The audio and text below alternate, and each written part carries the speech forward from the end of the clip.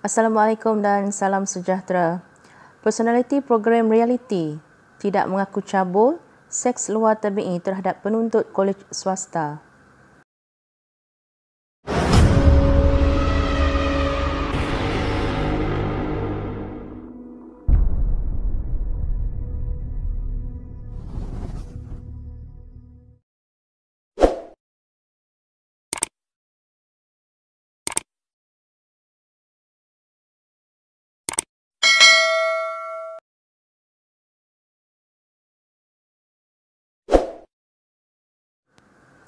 Petaling Jaya, seorang personaliti program reality mengaku tidak bersalah di dua mahkamah berasingan di sini hari ini atas pertuduhan melakukan seks luar tabi'i dan mencabul seorang penuntut kolej swasta Oktober lalu.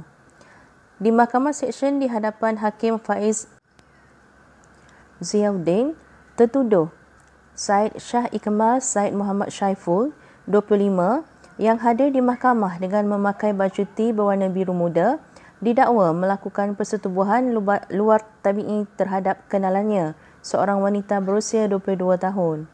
Kejadian didakwa dilakukan di sebuah rumah sewa tertuduh di Damansara Perdana di sini pada jam 3 hingga 4 pagi 17 Oktober lalu.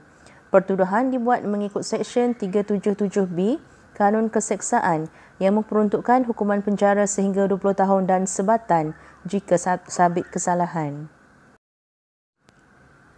Terdahulu, Timbalan Pendakwa Raya P. Vidya Monisha mencadangkan tertuduh tidak diberi ikat jamin kerana pertuduhan yang dibuat merupakan kesalahan yang tidak boleh dijamin.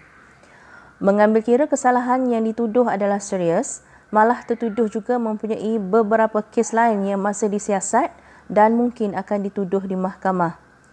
Pihak pendakwaan bimbang dengan risiko gangguan terhadap mangsa kerana mereka saling mengenali antara satu sama lain, katanya.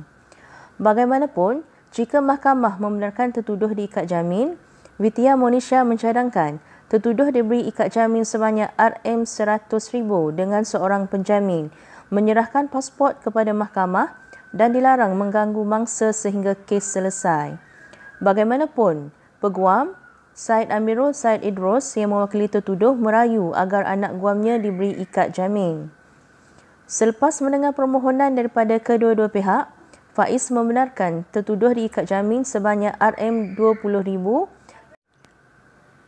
dengan seorang penjamin dan diperintah untuk mematuhi syarat tambahan yang dinyatakan oleh pihak pendakwaan.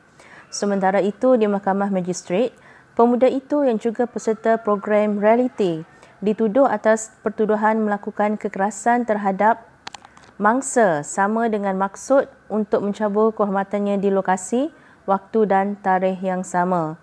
Pertuduhan dibuat mengikut Seksyen 354 Kanun Keseksaan yang membawa hukuman penjara sehingga 10 tahun atau denda atau sebatan atau mana-mana dua daripada hukuman tersebut jika sabit kesalahan. Timbalan Pendakwa Raya Zamriah Zarifah Aris yang mengendalikan kes itu mencadangkan tertuduh tidak diberi ikat jamin dengan alasan keseriusan pertuduhan yang dibuat. Status tertuduh sebagai seorang da'i bukan alasan untuk dia diberi jaminan, katanya. Bagaimanapun, Syed Amirul merayu agar anak guamnya diberi ikat jamin kerana dia menanggung ibu selepas ditinggalkan bapa sejak 2017 lalu. Akibat penurunan COVID-19 ini juga, anak guam saya tidak memperoleh pendapatan baharu, katanya. Selepas mendengar permohonan daripada kedua-dua pihak, Magistrate Muhammad Ikhwan Muhammad Nasir membenarkan tertuduh diikat jamin sebanyak RM5,000 dengan seorang penjamin dan dilarang mengganggu mangsa. Kedua-dua mahkamah menetapkan 19 Februari tahun depan untuk serahan dokumen. Pada 27 November lalu, media melaporkan seorang pendakwa selebriti berusia 25 tahun direman bagi membantu siasatan kes salah laku seks.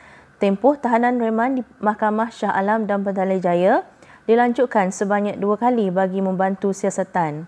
Suspek ditahan kira-kira jam 11 malam pada 26 September lalu selepas tampil memberi keterangan di Ibu Pejabat Polis Shah Alam. Sehingga Rabu, terdapat 9 laporan polis dibuat di Shah Alam dan Petaling Jaya terhadap pendakwa selebriti berkenaan. petikan daripada astroawani.com. Jangan lupa klik butang like, komen, share dan subscribe untuk mendapatkan lebih banyak lagi info-info yang menarik.